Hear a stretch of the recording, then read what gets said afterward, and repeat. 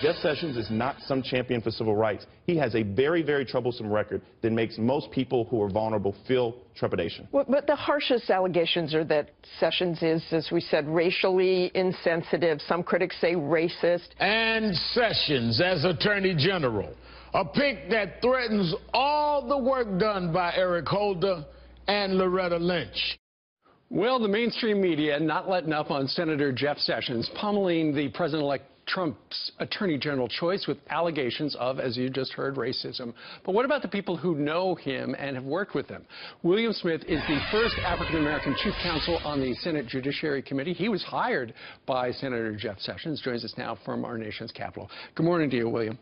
Good morning. Thanks for having me. Okay, let's start with those allegations they made that he has said some racist things that cost him a judgeship back in the 1980s. What do you say about that? I say that the people who are making these allegations don't know Jeff Sessions. They don't have a history of Jeff Sessions. If you look at these allegations from 1986, they come from a witness who's been really discredited over time. And so you look for something that happened previous to 1986, that it wouldn't be excused if it did happen, but it didn't happen. But if you look at 1996, if you look at 2006, if you look at 2016, no allegations against Jeff Sessions. These people are just bringing up false rumors just because they don't like the policies Jeff Sessions is going to bring.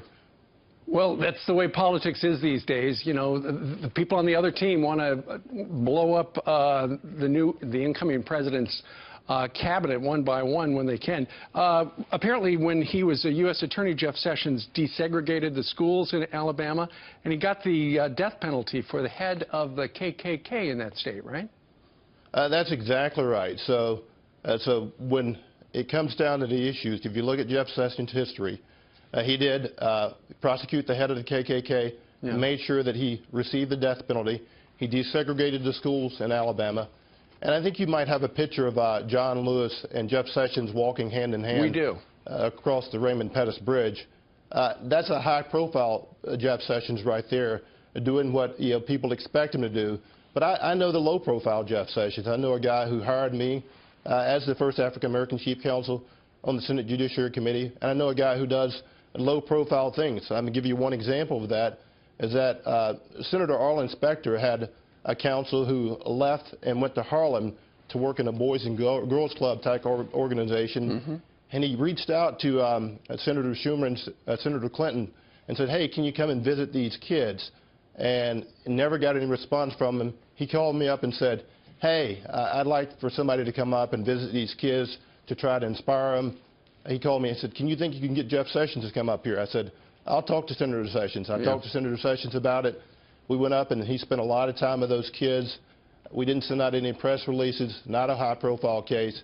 But this is something that Senator Sessions did. Never got any publicity on it. He's just an outstanding guy. And during your time with him, did he ever say anything that offended you personally? Never said anything that offended me personally. Well, one time he told me he was going to vote for Eric Holder. That's funny stuff. All right. William Smith, former counsel to Senator Jeff Sessions. Sir, thank you very much for joining us live today.